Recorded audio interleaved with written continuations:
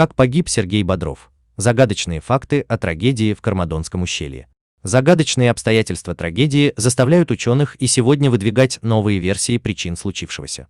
Осенью 2002 года Сергей Бодров работал над фильмом «Связной», в котором выступал в качестве режиссера, сценариста и актера.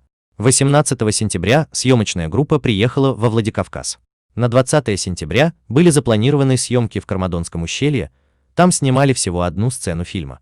Из-за задержки с транспортом начало съемки перенесли с 9 часов ровно на 13 часов ровно, что стоило жизни всем участникам. Около 19 часов ровно работу пришлось завершить из-за плохого света. Группа собирала аппаратуру и готовилась к возвращению в город.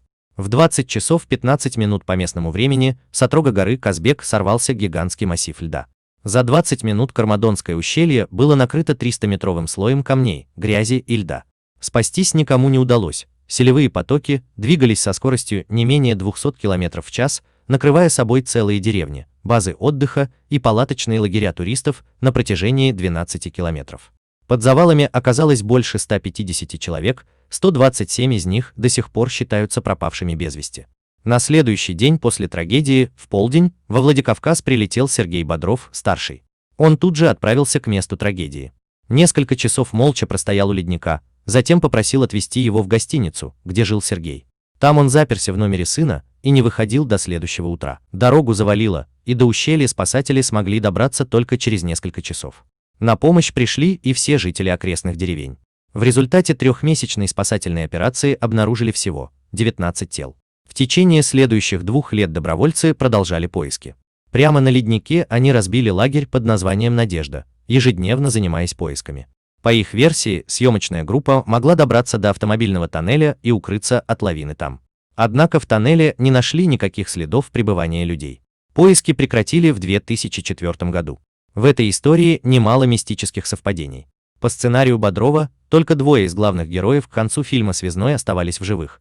Как ни удивительно, но исполнители этих ролей действительно вернулись домой невредимыми. Герой Бодрова по сценарию должен был погибнуть. Съемки в Кармадоне изначально были запланированы на август, но в этом месяце у Бодрова родился 2-й ребенок, из-за чего все перенесли на сентябрь. Во Владикавказе Бодров жил в одной гостинице с другой съемочной группой. В соседнем ущелье режиссер Лапшин снимал фильм о сходе ледника, уничтожившего местные поселения. Сюжет картины стал пророческим.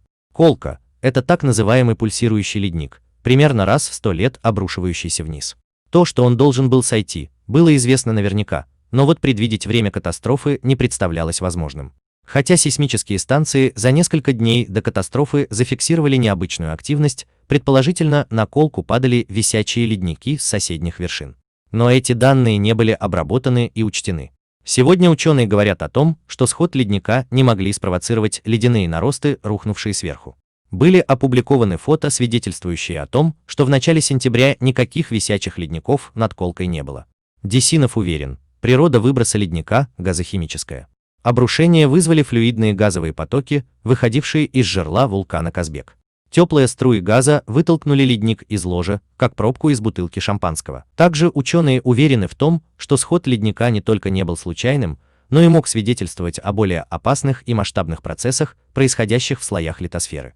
Есть версия, что причиной резкого оживления Колки стали несколько разломов в земле, которые сошлись в одной точке. Ко дну ледника подступила магма, и 200 тонн льда были вытеснены из своего ложа. Это может быть сигналом, предупреждающим о будущих землетрясениях в результате разломов. Загадочные обстоятельства трагедии заставляли многих людей выдвигать невероятные версии случившегося. Среди горцев находились свидетели, которые утверждали, что спустя 1,5 часа после схода ледника члены группы выходили на связь, а также то, что они якобы видели Бодрова живым спустя годы после трагедии. Точные обстоятельства гибели Сергея Бодрова до сих пор неизвестны. Но одно можно утверждать с уверенностью: рано или поздно ледник может снова обрушиться вниз, и предотвратить эту катастрофу люди не в силах. В сети появилось последнее фото с Сергеем Бодровым, сделанное за день до трагедии в Кармадонском ущелье Северной Осетии. Жители гор полагают, что Сергей и его люди все еще живы. Горцы вообще склонны мистифицировать местность, в которой живут. Они считают, что в горах можно наткнуться на деревни, которых нет на карте. Люди беседуют с жителями этих сел, а выйдя за пределы поселения и оглянувшись, обнаруживают, что никакой деревни нет. Даже сознавая абсурдность своих рассказов, Горцы не отказываются от мысли, что жители этих деревень – призраки погибших альпинистов, или, по другой версии, иногорцы по аналогии с инопланетянами. Неудивительно, что многие жители гор считают, будто Бодров и его группа сумели выжить. В частности, Саид Драников, начальник одной из поисково-спасательных команд, задействованных в поиске киногруппы, утверждал, что в течение 1,5 часов после схода лавины киношники выходили на связь. Они говорили, что находятся в тоннеле, а тоннель в тех местах только один. В нем велись спасательные работы, рассказывал журналистам поисковик. В тоннеле нашли останки тел животных, баранов и лошадей. А вот людей там не было. Выйти из тоннеля они не могли, они там укрылись, продолжает Саид. На тот момент это было единственное безопасное место. Они говорили по телефону: никуда не уйдем, будем ждать помощи. Несколько десятков человек, конечно, не могли раствориться в воздухе бесследно. Поэтому горцы до сих пор верят в то, что киногруппа спаслась.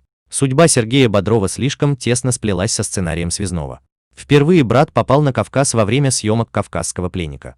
Горы его настолько очаровали, что он не раз говорил, что хотел бы здесь жить, но это, к сожалению, невозможно. Потому-то он приехал именно сюда снимать свою последнюю картину. По сценарию Связнова, его герой в конце фильма погибает. Так что гибель актера, игравшего главную роль, многие считают мистическим совпадением со сценарием. К тому же, говорят, на съемках было много мистического. Например, неподалеку от места, где располагалась съемочная площадка, находилось древнее кладбище, город мертвых. Обитающих там духов, по древнему поверью, нельзя было тревожить. К слову, Бодров сам себя считал фаталистом. Взять себя за горло я не позволяю никому, в том числе и жизни. Хотя я фаталист. Но фатальна не жизнь, а судьба. Есть точка, где ты обязателен.